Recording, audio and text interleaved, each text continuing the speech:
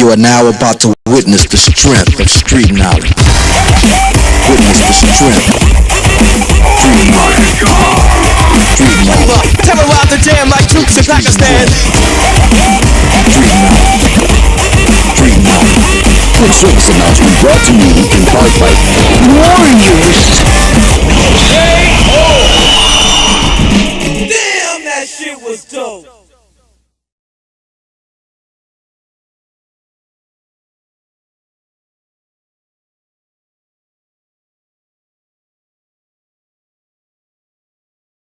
And welcome back. Apologies, the microphone wasn't working at the start there, so we'll just introduce the show and carry on with the stream. Welcome to the Warrior Creed live stream with me, the Radical Majid Nawaz. Today's topic, as you can see on your screens there, Morocco's role in the invasion of Spanish Cueta. That is the topic for today, and the image on your screens that we're going to show you should really be a defining image of this era, and that is an image of a Moroccan soldier, not a Spanish soldier there, but a Moroccan soldier who is throwing a rock at a Moroccan migrant attempting to return to his home country, Morocco. This is not a Moroccan migrant attempting to enter the Spanish territory of Ceuta, but a Moroccan migrant attempting to return to his home country. And that there is a Moroccan soldier attempting to forbid him by throwing a rock at him. That is a real image from a real video. We're going to show you the video over the course of this stream. But really, why that should become a defining image of this era is because it really does go to show the detail of one of the most defining crises of our moments, and that is the migrant crisis, because that was due to the particulars of that image. That was a Moroccan soldier preventing a Moroccan from re-entering their own country from a Spanish territory. So there's a lot to unpack here as to exactly what's happened with this recent Moroccan invasion of the Spanish territory of Ceuta in North Africa. And we're going to demonstrate with receipts exactly what the Moroccan government's own role in this was, and that's why the stream is entitled Morocco's Role in the Invasion of Spanish Ceuta. And we're going to provide evidence for not only the Moroccan government's role, but also the role in encouraging this by the certain sectors within the US administration, the US Trump administration, and also the sectors and factions within the Israeli government. All of this we will demonstrate with receipts over the course of this stream, and then also provide some of our own geopolitical analysis for exactly what we think is going on. So stay with us. You're listening to Majid Nawaz for the Warrior Creed live stream, and we're going to break down our geostrategic analysis for what exactly has gone on in the North African Spanish-owned territory of Ceuta and the recent Moroccan migrant invasion of that territory, and of course the government of Morocco's role in that. Let's begin by taking you through an update of exactly what's happened with key details. We will read for you, just as a summary, what we have on the screen here. An estimated 60,000 young Moroccan men crossed the border at the North African enclave of Spanish Ceuta by swimming and scaling fences and overwhelming local authorities. This resulted in at least 88 deaths in Ceuta and 11 in Morocco. Key details include: 1. The cause. The surge was triggered by social media disinformation and rumors, fueled by a recent Spanish Supreme Court ruling that made it harder to summarily return migrants intercepted at sea, leading human trafficking networks to encourage the crossing. Outcome. While initially described as an invasion, the situation was short-lived. Approximately 90% of the migrants reportedly voluntarily returned to Morocco within 48 hours following negotiations. Key point here, following negotiations between the Spanish and Moroccan governments. So it was always political, and it was always involving a government-to-government conversation. And we're going to get to exactly how and why in a moment. Political context, finally. The event sparked diplomatic tensions, with Spain accusing Morocco of facilitating the crossing to exert political pressure, while Moroccan authorities blamed criminal organizations. The incident also drew criticism from European populist right leaders and the Trump administration. Key point again, the migrants did not enter mainland Europe. Ceuta is in North Africa. With that summary, we're going to show you a key news report that pretty much summarizes some of the conversation around this, and that is by GB News here on your screens. This situation is only getting worse. Director of First Migration, Dean Morgan, reacts to shocking footage showing thousands of migrants breaking into Spanish territory after overwhelming guards. Here is the footage. We're just going to enlarge this on the screen for you and play it so that you can see the GB News footage of these events live as they unfolded. Take a look at this. Looking at images now on screen, aren't we, of those images there from this Spanish territory, Dean Morgan. These are migrants who we understand some have swum across into this Spanish territory, others are running down the beaches. What do you make of that? And is there a chance they might be able to get to the UK, I suppose, through small boat crossings? I mean, because they can't cross legally, I suppose. Well, no, because would have to go to the British High Commission or embassy, submit an online application and pay a fortune, to enter the UK legally. So, I mean, obviously, if they're breaking into Spanish territory, it kind of suggests what would happen next. I mean, obviously, this situation is only getting worse over the last few decades. And you raise a really good point about the European Human Rights Convention. I mean, if we go back in history, Tony Blair enshrined that, if I'm not mistaken, into British law, and we were the only EU member state that had actually done that. Now, his wife was one of the most preeminent human rights lawyers at the time, and I'm not suggesting any impropriety. Having said that, obviously she benefits from it. So why are we still, part of these legal frameworks? We had Brexit. The British people were told that all of this would come to an end and we would have jurisdiction over our own laws and our own territory. So why can't Parliament change the law? Why can't the Lords ratify that? We're not part of Europe anymore. Sorry, I don't understand what legal... The point is... It's necessary. But the point is, we do have power over laws. It's up to Parliament to repeal laws which give powers to judges to stop the migrants being deported. Again, all the powers are in the hands of our elected leaders. That's what Brexit was about. But is the will there within Labour, the Tories, or Reform, or whichever party, Lib Dems, to deal with this crisis once and for all? Well, look, actions speak louder than words. And, we have the same situation with the border now that we've had forever. Yeah. So, I mean, again, unless we see action, we have to assume that, those that are in power have no issue with what we're reporting on daily. Yeah. Well, Dean Morgan, the Director of First Migration, thank you for joining us discussing those troubling scenes, I think, from Spain, and of course, sad news overnight with deaths in the Channel and more illegal migrants crossing. Thank you for joining us today. Now, what you heard there, and of course, the understandable commentators and European commentators in trying to understand exactly what's going on here. Now, the British context, of course, being relevant in that Brexit was meant to make some of this more difficult. All of that anxiety is legitimate. It is important to say at this stage that the anxiety you heard expressed there in that interview is legitimate. It is something that this country must take seriously for the long term in order to get to grips with and crisis is a correct word here, with the migrant crisis. It is indeed a crisis. What better word could we use to describe what we've just witnessed it happen in Ceuta? The word crisis really is correct. It doesn't matter what side of the political debate one is. It is truly a crisis and needs to be resolved regardless of a left or right or centrist political. As you heard in the clip there as well, was mentioned that this isn't about party politics anymore. This is genuinely a national security debate as well. It includes concerns that revolve around national security. Our stream last week addressed some of those vis-a-vis the threat made directly by the Iranian Revolutionary Guard Corps to use the migrants coming into Britain in particular in order to smuggle sleeper agents into this country so that they could strike us, quote, without missiles, as the Iranian regime, the IRGC, told the Telegraph newspaper. That is all in last week's Radical Dispatch and last week's Warrior Creed live stream. You can see that there for yourselves. So with that all said, the anxiety around migrant flows is understandable.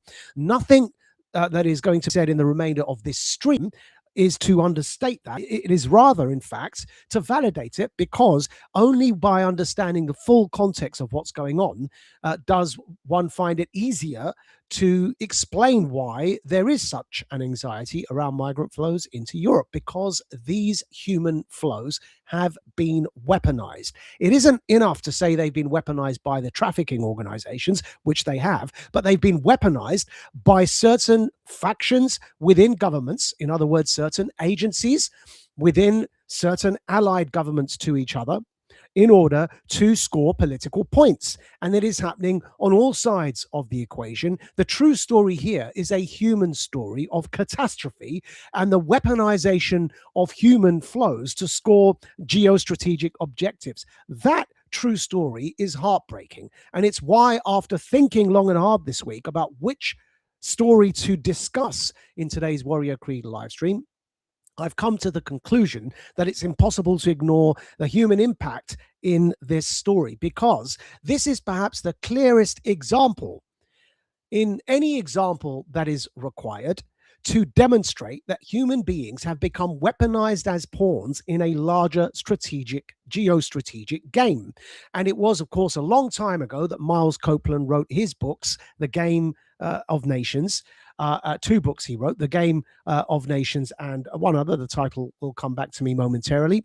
But the idea that we have an international game being played by competing nations using human beings, weaponized human beings, to score political points could not be demonstrated better than through this invasion of Ceuta example. It is tragic, and the humans stuck in the middle of it on all sides are the victims of a multi-nation geostrategic chess game that is being played to score points. And we're going to demonstrate that over the rest of this stream. So let's begin with this post on social media by Jorge Liberario, who says the New York Times has spoken with several Moroccan nationals who say they were encouraged to cross into Ceuta by the Moroccan authorities. And here is an image of that report on your screens from the New York Times. We're just going to read it for you while it stays on your screens. We've now spoken to several Moroccans who say they were encouraged to cross into Ceuta by the Moroccan authorities. Yusuf Alawi, 26, said that as his group approached the border on Thursday, Moroccan police officers pointed them in the right direction. They just kept saying, go that way, Mr. Alawi said. He ultimately swam across the maritime border, he said, encountering several dead bodies in the water. Now, unless your heart is made of stone, whatever side of the political debate you're on, whether it's populist right, populist left, centrist right, centrist left, neocon right, Soviet left, or radical centrist, or none of the above, the fact that there are dead bodies floating in the sea because people are trying to swim from one country to another while they're being clearly, as you saw in that report, weaponized and used by governments to score political points against each other, is the real and true tragic human story in the mess and the debacle that has just unfolded. It is imperative that while discussing this and providing the geostrategic analysis and perhaps even the solutions, that we keep that in mind if we are to maintain our own humanity. Nobody should, though of course tabloid headlines of all stripes will, nobody should dehumanize the humans who are being weaponized as pawns in the middle of this story, insofar as we wish to maintain our own humanity as well. That is important. Now, so you just read the report from the New York Times there about the Moroccan government. The Moroccan authorities have weaponized the migration flow. I'm just going to continue from that New York Times article. Mohammed Ahmed, 37, said he had heard about the influx to Spain yesterday on social media, and that as he neared the border, Moroccan police officers said, "Come to Spain." We met Mr. Ahmedo as he was returning back across the border to Morocco. There wasn't anything to eat or drink or any place to sleep, he said, so he was going home. Now, here is the video that we're going to demonstrate, makes that point through an image, an incredibly powerful image, and that image is from the video clip we're going to play for you, as reported by the Popular Gazette, a Turkish social media account. The act of Moroccan security forces throwing stones at Moroccans returning from Ceuta to block their entry sparked widespread outrage. And here on your screens now is the image of the video of the Moroccan soldier. We're going to expand that to include the full screen and then play it for you so you can see this for yourselves. Because this, of course, is pretty much conclusive in that a Moroccan soldier, who clearly wouldn't be acting in this manner if he didn't have orders to do so, directly discouraging a Moroccan, his own countryman, from returning to his own country from the Spanish territory of Ceuta. Have a look at this.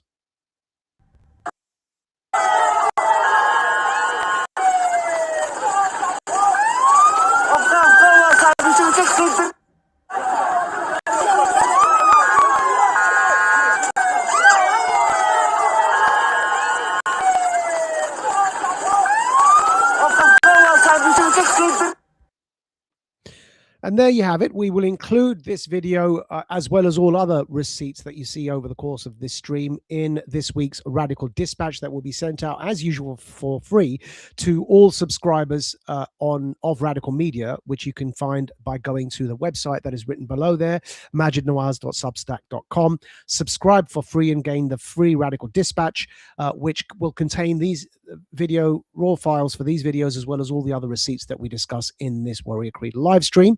Our premium subscribers will gain access to the podcast and edited version of this particular live stream, edited, in other words, to take out the blank mic at the beginning. Again, apologies for that.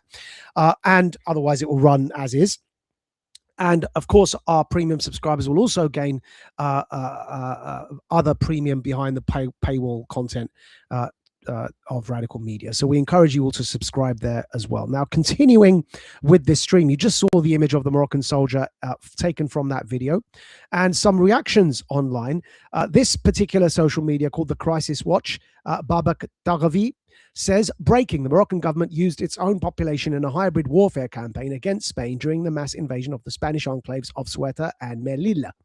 Now that the operation has been wound down, Moroccan nationals attempting to return home are being attacked and pelted with stones by Moroccan border guards because they no longer want to remain in Spain and continue putting pressure on the Spanish government. This footage shows Moroccan border guards throwing stones at Moroccan nationals who are simply trying to return to their own country after being used by the Moroccan regime. That is a pretty accurate summary of what's gone on. We've just shown you how and why that's accurate, but now we're going to carry on to demonstrate that the Moroccan government wasn't acting alone.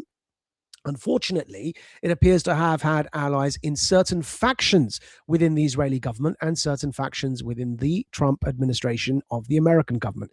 I am saying certain factions deliberately because the Likudnik Zionists are not the entire Israeli state, but of course, the Likudnik Zionists who are under Netanyahu currently in government have certain extremist factions within them, such as Ben Gvir, the national security minister, who is an extremist is the best word to describe him, and he is going to be featured in some of the upcoming receipts that we're going to demonstrate, as will certain factions within the Trump administration.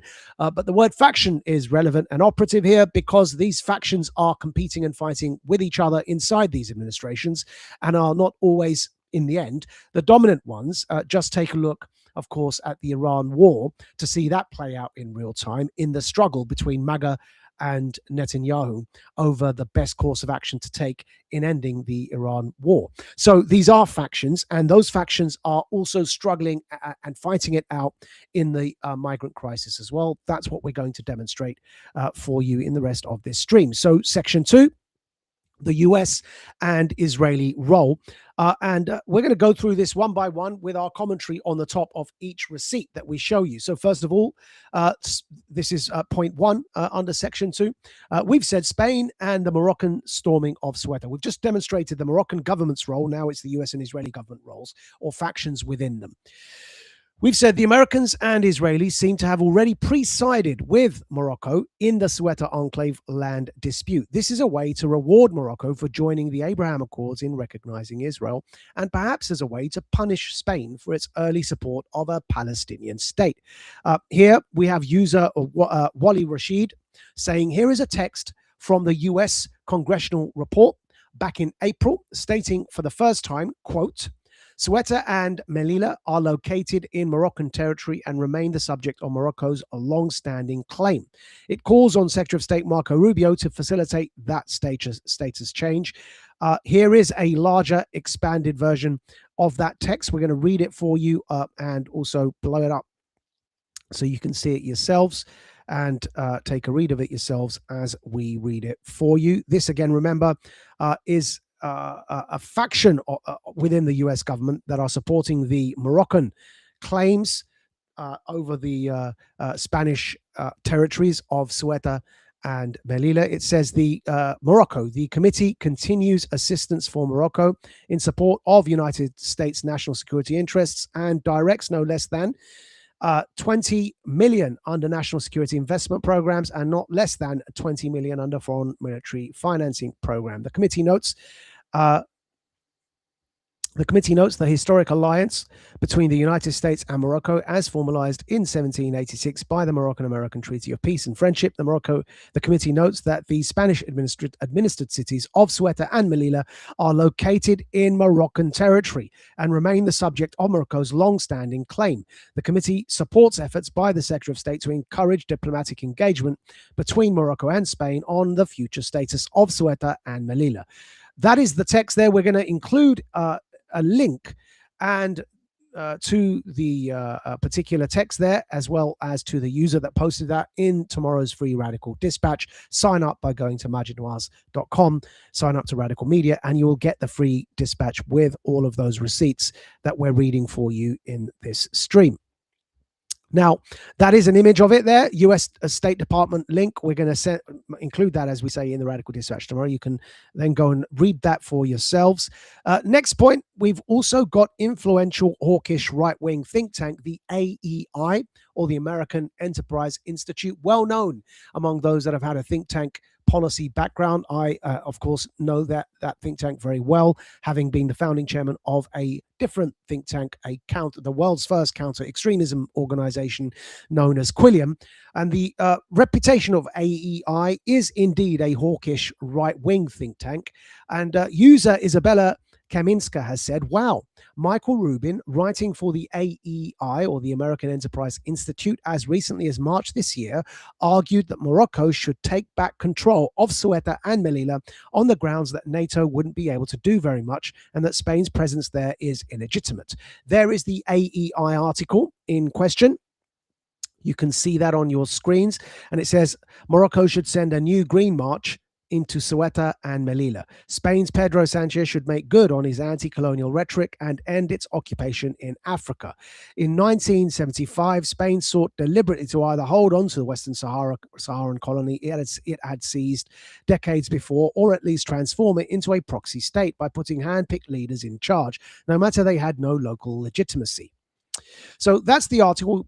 I won't read all of it for you there, but that is from the AEI. I'll include the link there tomorrow. And of course, remember, the AEI is an influential, very well-established, hawkish right-wing think tank that has it has an ear in DC. It has people that listen to it and take it seriously. It is a serious organization that has influence. It isn't a nothing burger organization. And so their encouragement and backing of Morocco here is an indication that the hawkish neocon elements within the right wing of the US state are indeed supporting the Moroccan government's approach in this situation, certainly diplomatically. It is important to note that the AI backing has been provided here. That means something in the national security world. It means certain neocon factions have very much and made it very clear where they stand. We continue. Here is the policy director of the AEI calling for sanctions against Spain if it uses force against Moroccans in, quote, occupied Ceuta. Note, we say, his tweet is community noted due to him labeling Ceuta, quote, occupied. Here it is, Michael Rubin's social media account stating the United States and Israel must impose sanctions on Spain if it uses any American or Israeli defense or police equipment against innocent Moroccans in occupied Ceuta. Now, it won't be lost on you that this is a mirroring of the language used often by governments such as the Spanish government towards the Israeli Likud Zionist and Netanyahu government when dealing with the Palestinian situation. So, again, our analysis will be forthcoming, but that should be noted now that the language being used is mirrored, and deliberately so, we would argue. The community note can be seen there on your screens. Readers added context that they thought people might want to know. The community note states Ceuta is not an, quote, occupied, end of quote, territory. It is an autonomous city and integral part of Spain, recognized by international law, despite Morocco's claims. And the reason for that, folks, the reason why it is correct, by the way, Morocco is not recognized as part of Ceuta is not recognized under international law as part of Moroccan territory. And the reason for that is because Ceuta was Spanish before the government of Morocco existed. So yes, Morocco claims it, but Ceuta was already Spanish. It was never Moroccan. The Moroccan government was created after the existence of Ceuta. That is why it is a disputed claim that is being backed by the AEI and supported, of course, by the Moroccan government. And it is not a claim that is recognized under international law, though, of course, Morocco has every right to advance that claim. It is important to recognize the history involved. Moving on again to demonstrate the various factions involved, still with Israel at the moment. Here is Israeli PM Benjamin Netanyahu's son, Yair Netanyahu, calling on Arabs and Muslims to, quote, free occupied Arab Islamic lands, end of quote, of Ceuta and other Spanish enclaves in North Africa.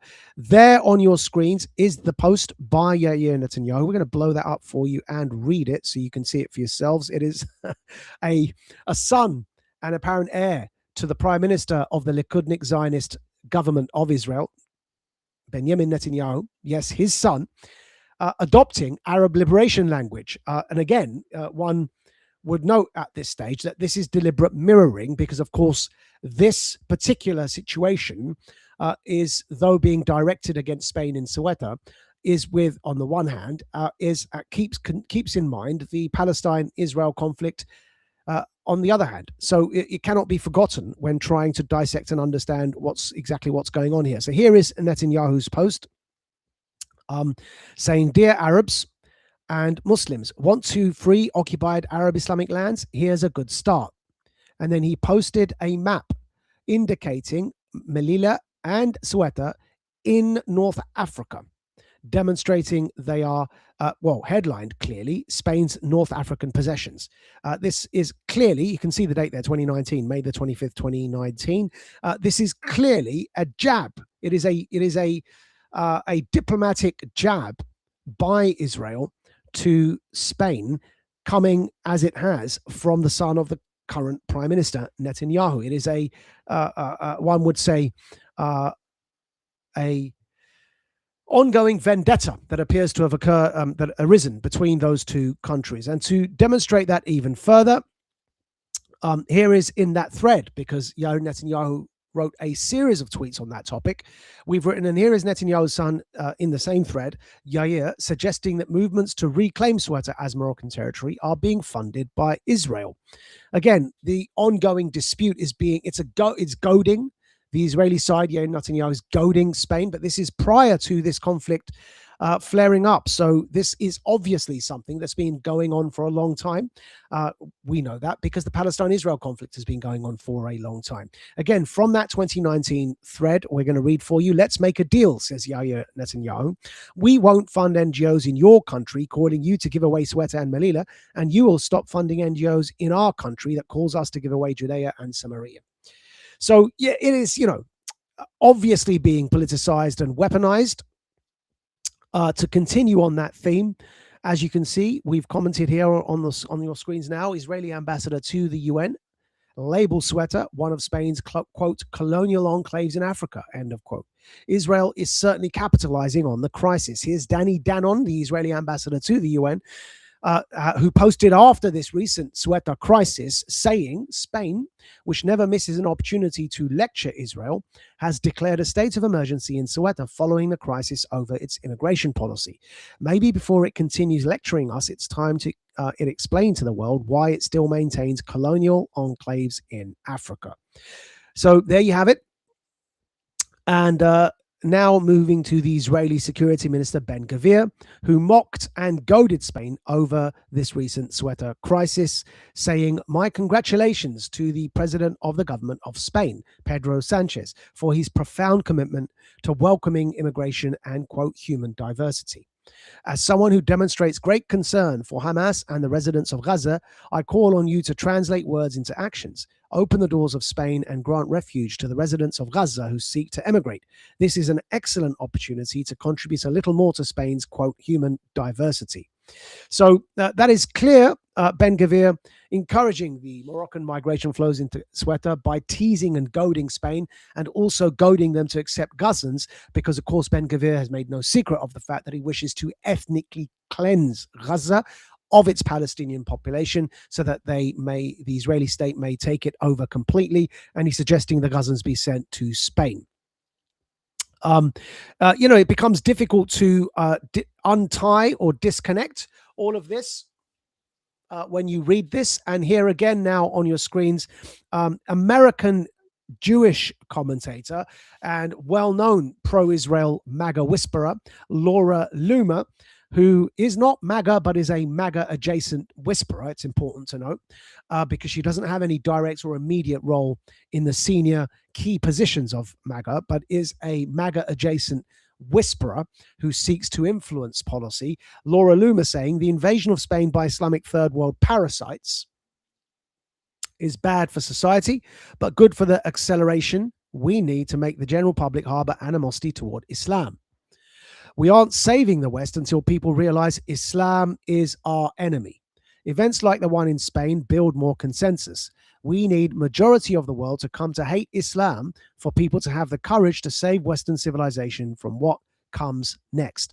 Now, again, Laura Loomer's involvement in this way with such divisive and inflammatory language is to serve a specific purpose. As is, of course, all of those other previous interventions made by the Israeli government. And what purpose is that? Well, that's what the rest of this stream is going to demonstrate. Here is our analysis. And we're going to start with this point here. There are no coincidences, we've said. As reported by social media user Finance a lot, the reason people are invading Ceuta, Spain right now is because that removes Spanish control from both sides of the Strait of Gibraltar. You're going to have the Strait of Hormuz, the Red Sea, and the Strait of Gibraltar contested, cutting off all transport to the Mediterranean. This is how all world wars begin, over vital trade routes. And you can see the image on your screens now depicting that vital trade route of the Strait of Gibraltar, and we're going to blow that up on your screens to demonstrate that this is, in terms of analysis of what's going on, one of the most important points to keep in mind, and that is that this is really a geostrategic dispute over what is known as the Strait of Gibraltar.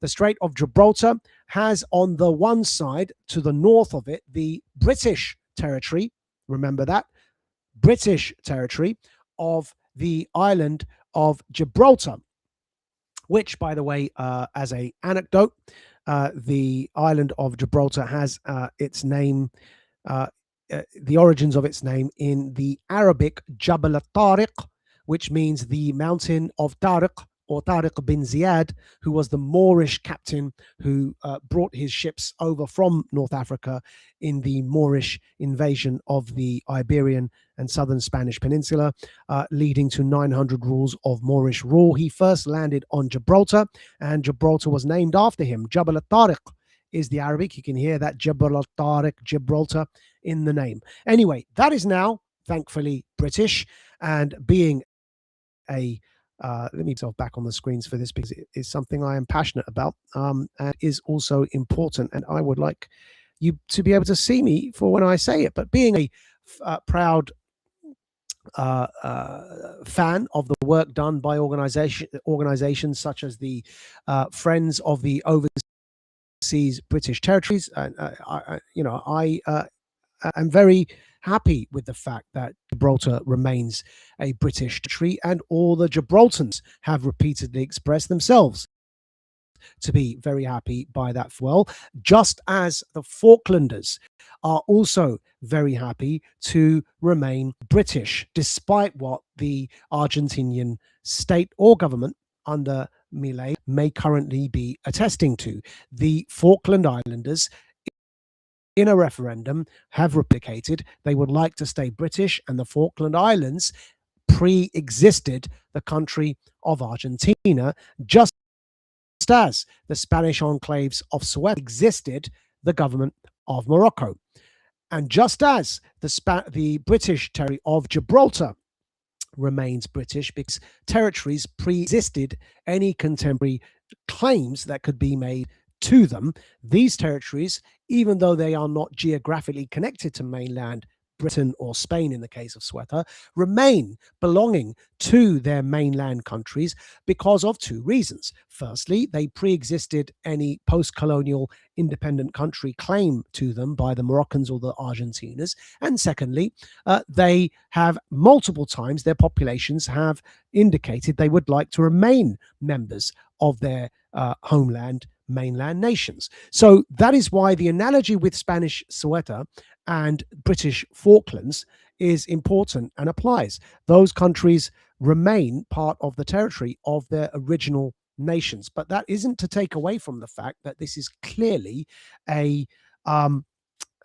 dispute over the Strait of Gibraltar, and that is that one of the first parts of this analysis, rating why it's such an important strategic strait. And what the user Finance a Lot, as you can see again back on your screens, who posted this map originally, is correct in saying this is how all world wars begin, over vital trade routes. That is also a very accurate analysis of the situation. I don't know what that user thinks will happen, but we take the view here at Radical Media that we are not about to head into World War III, though we are clearly surfing its tensions. And partly why we are not about to head into World War III is because President Trump, and in Britain, Nigel Farage, the leader of Reform UK, will not facilitate the drift towards World War III. That remains an important point as well. So now we're going to carry on with our analysis, reading for you from the analysis that we presented here. And it's just a few points to keep in mind when trying to understand what's happened. So first of all, from a geostrategic perspective, American and Israeli backing for Morocco as reward for their early support of the Abraham Accords and as a way to punish Spain is a rather clever move that checks multiple boxes at once. So what does it achieve for the factions within the hawkish right of the American administration, the Likudnik Zionist Israeli administration, and the Moroccan government under King Mohammed VI? What does it achieve? Well, first of all, number one, it punishes Spain's anti-colonial posturing by framing Spain as a colonizer. Clearly, you can see how that works. Point two, it rewards Arabs who recognize Israel by joining the Abraham Accords in a manner that cannot be ignored by flipping the script about who is the occupier and who is the liberator. Point three, it highlights the inconsistencies of the modern liberation movement and its backers by injecting complexity into an otherwise binary debate. Point four, it facilitates the seizing of a key shipping strait from Spain for Morocco and hence her allies, hawkish factions within the American and Israeli administrations. Point five, the Ceuta crisis turbo boosts European anti-migrant right-wing populist movements, which tend to be more aligned with Israel than left-wing populist movements. So there's our 5-point breakdown of the geostrategic analysis of what we think is going on. And of course, as we go, we've been providing receipts for you. That point five about strengthening pro-European anti-migrant right-wing populist movements that tend to be more aligned with Israel than left-wing populist movements, that explains why Laura Loomer, who is now back on your screens, said there what she said in reaction to this crisis. And again, reading that in light of having just read point five for you, Laura Loomer, the Trump whisperer, the American Jewish pro-Israeli Trump MAGA whisperer, MAGA adjacent, not officially MAGA, said the invasion of Spain by Islamic third world parasites is bad for society, but good for the acceleration we need to make the general public harbor animosity toward Islam. Good for the acceleration. We've said before in Radical Media that we're dealing with accelerationists. We described and used the word accelerationists to describe people such as Curtis Yarvin, the founding ideologue of the Dark Enlightenment theory or outlook, and that is the idea that democracy has run its course in the West and that we now need a technocratic monocracy led by leading elites who have the power of technocracy behind them for a surveillance state. That is the Dark Enlightenment. And in pursuit of that surveillance state, they have their proxies, such as J.D. Vance in the Trump administration, but also Peter Thiel leading and running the company Palantir, and generally those that seek to centralize AI across all the AI sector. These are the technocrats. To achieve that aim, they need to problem reaction solution. They need to disturb civil harmony in Western societies and cause instead civil unrest at key fault lines. And the key, there is no greater fault line than the migration fault line. So stirring up trouble between Europe specifically and the West generally, Muslim and non-Muslim populations is the quickest way to trigger a civil war. And that civil war is the quickest way to use as a pretext to introduce the technocratic surveillance state. So that's what's going on. And it's why whisperers such as Laura Loomer are using this kind of troubling language. It's because, of course, as it says there, the invasion of Spain by Islamic third world parasites is bad for society, but good for the acceleration we need to make the general public harbor animosity toward Islam. We aren't saving the West until people realize Islam is our enemy. Events like the one in Spain build more consensus. We need majority of the world to come to hate Islam for people to have the courage to save Western civilization from what comes next. So you can see that there clearly now in the light of point 5 that we read earlier. And here to continue that analysis on your screens now, and we're going to blow it up for you so you can see that and read it for yourselves on your screens, is U.S. Congressman Thomas Massie, former Trump ally, now, of course, rejected by President Trump. But it is important to keep in mind what he's saying here. We're going to give you a moment just to read that. It says, don't fall for the fake Fox stroke GOP outrage. 2 weeks ago, the House passed a bill that green-lighted the transfer of Spanish territory to Morocco. Every Republican except me voted for it, but now they are acting shocked at the invasion. And he's published images of that bill. So just take a look at that, because of course there is some controversy around whether or not this is actually true, but we're just going to raise what's been happening. We've in the Radical Dispatch tomorrow, we've got links directly to usgov.info, archived links to show the receipts for what Thomas Massie is reporting here. But he's also published here what you can see there, link to the committee report for this bill containing the favorable language for Morocco with respect to the territory controlled by Spain. And there is an image, HR 8595, making appropriations for National Security, Department of State and related programs for the fiscal year ending September the 30th, 2027, and for other purposes. And you can see there is the bill that Massie has posted.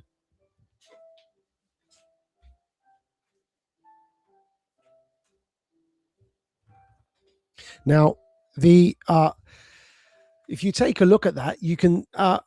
We will include that in tomorrow's dispatch, but you can, verify for yourselves if what Massie has reported there is accurate, because of course there are people that challenge his reading of that bill as well. But keeping all of this in context of everything else we've read you up until this point in the stream, it is reasonable to include the Thomas Massie part here, we believe. And it is reasonable to say that it needs to be looked into because, of course, on his own, he may not necessarily be a reliable witness to or a reliable piece of evidence to support this analysis. But with everything else factored in, it becomes important to verify what he's saying there. And verify it for ourselves. But it does certainly seem to be the case that this Moroccan invasion of the Spanish territory of Ceuta was a pre-planned Moroccan government operation. We're allied with certain factions, hawkish factions within the American administration and the Likud Zionist administration. And of course, that leaves us with this final point here, the Moroccan king, or what we've called in point 4, the Moroccan king with no clothes. Social media user Truth Teller has stated in the following way, and we'll just read that for you on your screens now. Check out the drunken king of Morocco living his best life in Paris, France, while his degenerate country is subjected to poverty, prostitution, human trafficking, and narco trafficking. Spending a large portion of his time at his chateau in France, King Mohammed VI owns an 80 million euro 3,000 square meter palace right next to the Eiffel Tower, alongside countless real estate properties in France, the US, and the UK. He enjoys the perks of an $8.2 billion trust, never having to do a real day's work. France News 24 reports this info. A video circulating on social media shows the King of Morocco, Mohammed VI, in the streets of Paris in a state of intoxication. There is the France News 24 video. We're going to expand that for you on your screens and play that. Of course, this points to what? What you're about to see, of course, is the King of Morocco. Morocco is a absolute monarchy ruled by King Mohammed VI. You're about to see video of him in a drunken stupor on the streets of Paris. Of course, he lives in Paris in this big chateau that we've just mentioned, and its value we've just reported on. And that shows something. It demonstrates that this Moroccan government operation in aid of certain Western allies of Morocco, it shows that this particular king is highly susceptible to being influenced, let's just say, by certain influence operations, which may or may not include blackmail as to his sexuality, in order to achieve said policy outcomes, such as the invasion of Ceuta that we've just demonstrated for you. So this video is important in the context of influence operations being easily accessible to the current king of Morocco in his drunken stupor while he stumbles around Paris. We're going to enlarge this on your screen so you can see it for yourselves and play the video for you.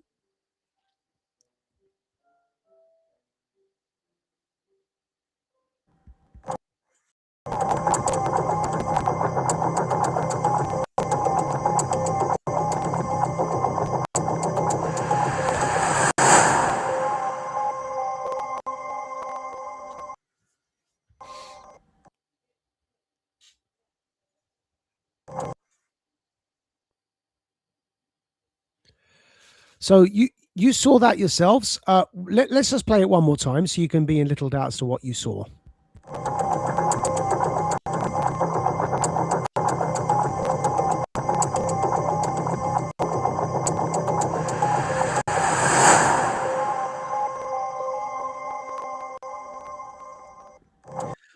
So that is the Moroccan king, Mohammed VI, stumbling around Paris in an apparent stupor, allegedly drunk.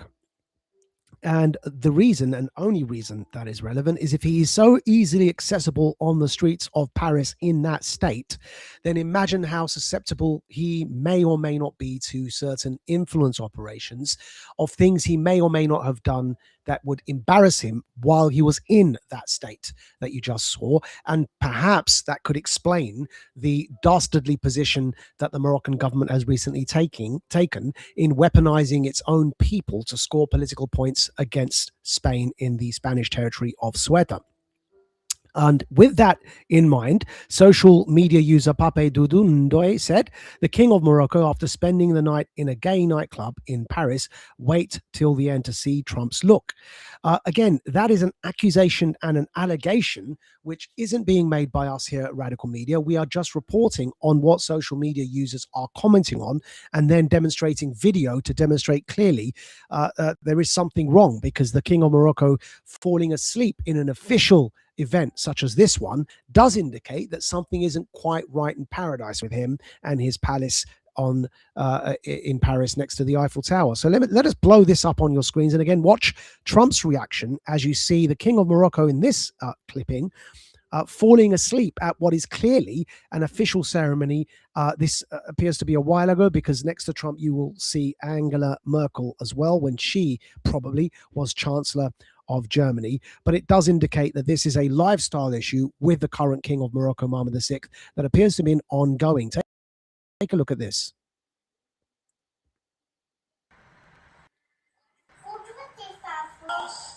Salue avec respect et gravité les morts des autres nations que jadis elle a combattues.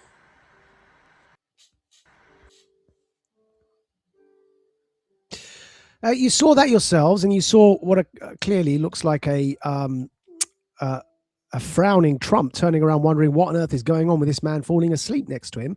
That is his son next to him, by the way, the Moroccan king's son. And perhaps, God willing, the son will grow up to be a more responsible and better leader than his father, because Morocco is an absolute monarchy. It means the son will inherit power. But it is sometimes the case that the son, seeing the debauchery and decadence of his father, is repulsed by it and decides to be a better man. And there is nothing really other than that could improve the situation, because I take the view, of course, having lived through many a revolution, including the Arab Spring, and having spent time in Egypt for attempting to overthrow the Egyptian government. My lifetime's experience concludes with the following, if it's worth anything. Leave it if you don't like it. But my lifetime experience includes the following observation, and that is that rarely from revolution do you get anything better. Usually you get something worse.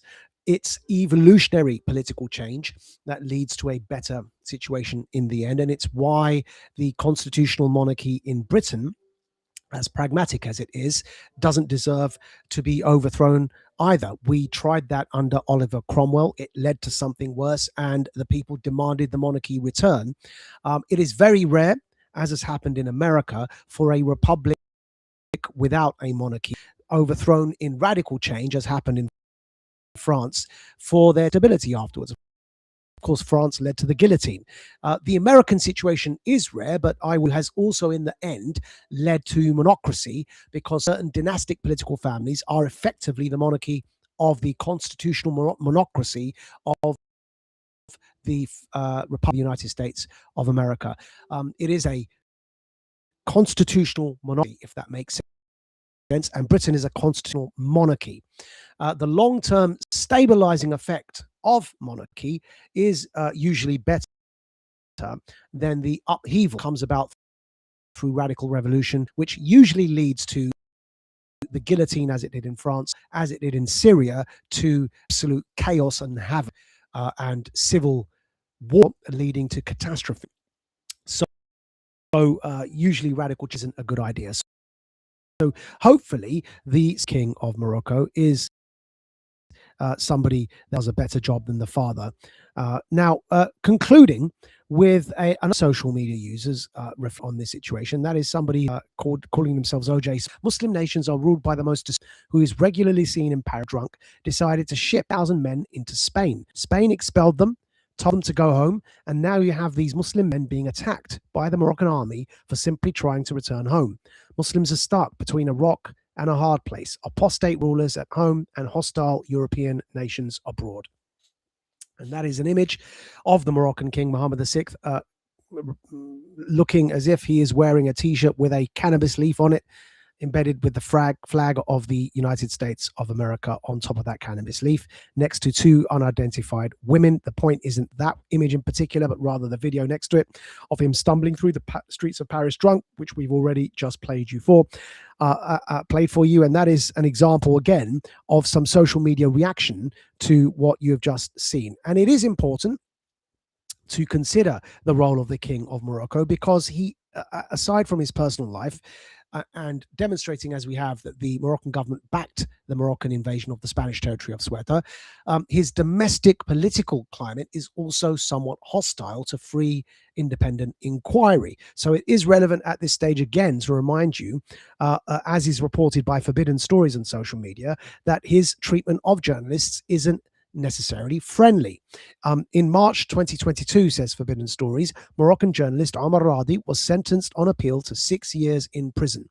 The Moroccan government subjected the reporter to harassment, solitary confinement, and espionage charges. And here is a little thread to introduce you to Omar Radi and his work. And that is a photo of the Moroccan journalist who was put into solitary confinement for reporting on corruption inside Morocco. We will include that full thread in tomorrow's Radical Dispatch. And again, we demonstrate here the internal situation of Morocco only to make the following point: that we don't put it past the Moroccan government, as debauched and degenerate as it is under the current King Mohammed VI.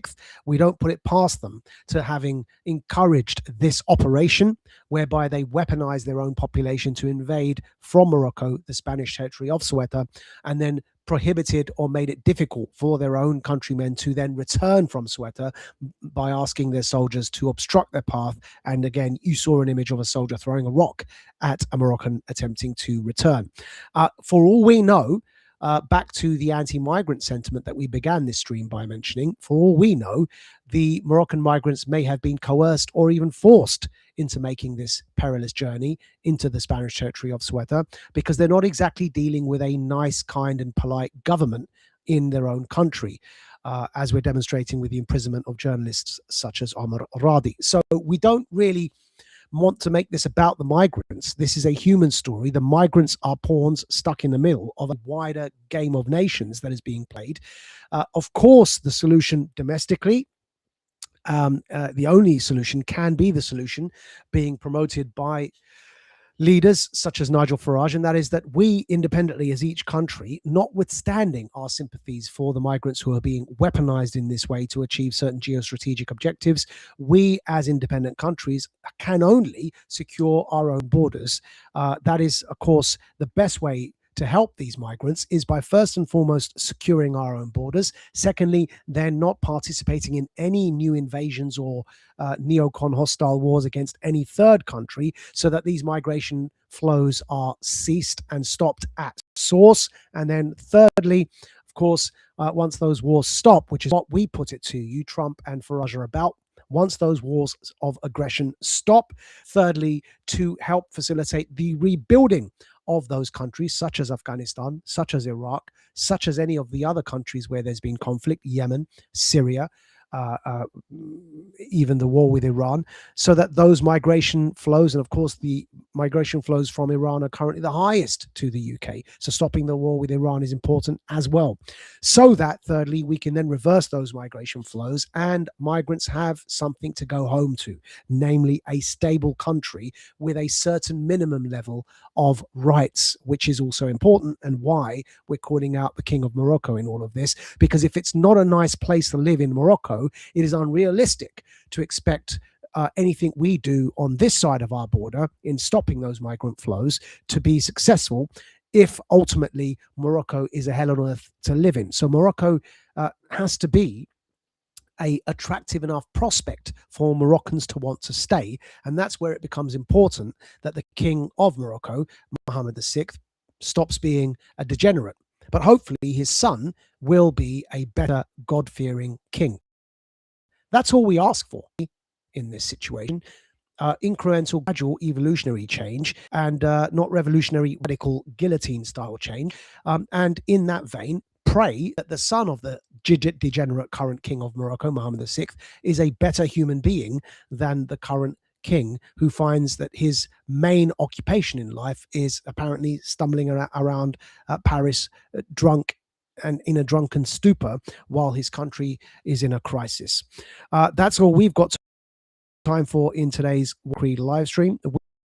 We will be, as promised, including all of the receipts in the Radical Dispatch, published via Radical Media, which you can go to by going to majidnawaz.substack.com. Follow the link at the bottom of this stream written there for you, and then subscribe to Radical Media. You'll gain the written version, as well as, of course, you will gain the podcast for premium subscribers and all other paywalled content. And that's all we got time for. Until next time, you've been listening to the Warrior Creed live stream with me, the Radical Majid Nawaz. We'll see you next time.